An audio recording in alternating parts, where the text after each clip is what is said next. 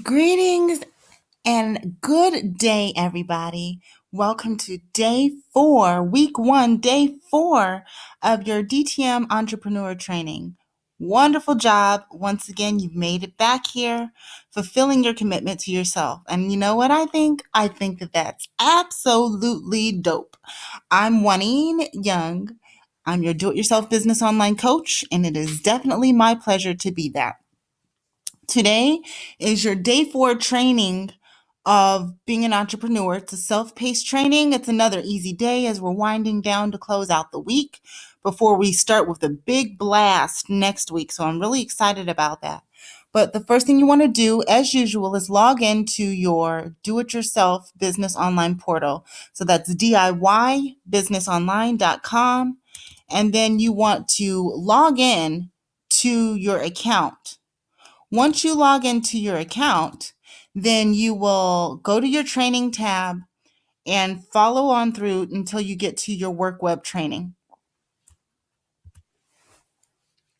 And today is day 4, so you want to make sure that you click on day 4 no matter what page you're on. You can click to week 1 and then day 4 to make sure that you're on the correct page. The estimated time for today's training is 60 minutes. You very well could do it in much less time than 60 minutes. It would be amazing if you did. That way you have a little bit more time for yourself. But today is another pretty easy day. The first thing you want to do is make sure that you create a to-do list. Schedule time to work on this. Make sure you update your time. Complete your WorkWeb worksheet. File it, and then make sure all your steps are complete and complete the survey at the end of today. So the same steps. Use Google Keep to create your to-do list. This is an exercise to get you in the habit of becoming organized as an entrepreneur. These steps that we're taking right now, you're going to use these same steps once you graduate and you are running your business all on your own. This is how you can keep up with your business. I'm telling you, if you stay on top of this and don't get lazy, you'll really appreciate it so much more when you're running your business later. Create a to-do list at the top of the day. What happens is when you don't create a to-do list, at least from my experience, and I've tested this time and time again. Yes, I can get some things done, but I feel really scattered brain trying to figure out what to do. But if I create a task list at the beginning of the day and say, I will accomplish this, I get so much more accomplished because I have focus. So be sure to create this to-do list. Make sure you check your calendar. This is another step right now, especially if you don't use your calendar at all. This may seem like such a simple step and you don't need to do it. You already know you're going to do this every day. Do it anyway, because as you're moving along in business, you're going to have other things that come up. And I'm telling you, like I know, if you don't check your calendar, you might overbook yourself, or you might forget about an appointment. You might forget that something needs to be done. Check your calendar every single day. And these are tutorials. So be sure to watch the tutorials if you need any help with any of these steps. Today you have your WorkWeb worksheet. And this worksheet is a pretty simple worksheet.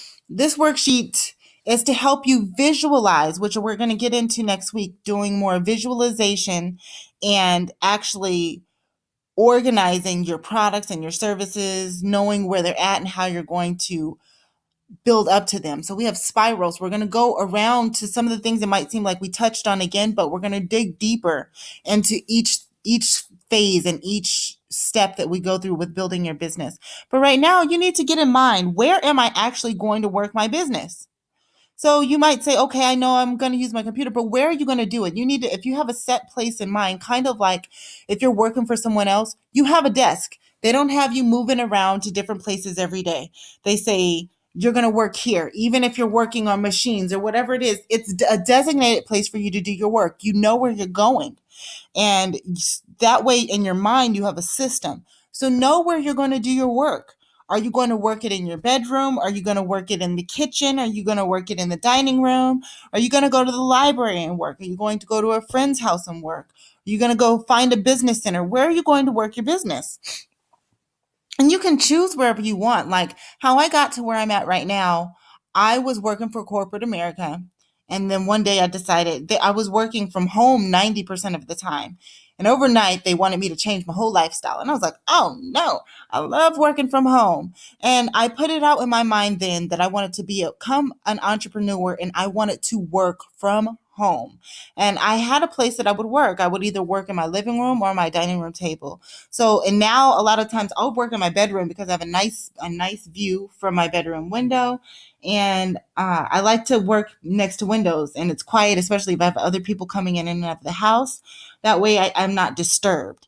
And sometimes, like even now when I'm recording, if I have other people in the house, I'll put a sign up and say, I'm recording. Or you can even put a sign up if you have hey, mom's busy from this time to this time. This is why it's good to schedule too. Like I have a son, he likes to do a lot of things, especially in the summertime. So he wants mommy's attention all of the time. But when I have a schedule and I let him know, hey, from this time to this time, I will be working on my business. So I need you to read a book or I need you to work on your math. I don't care if it's summertime or not, right?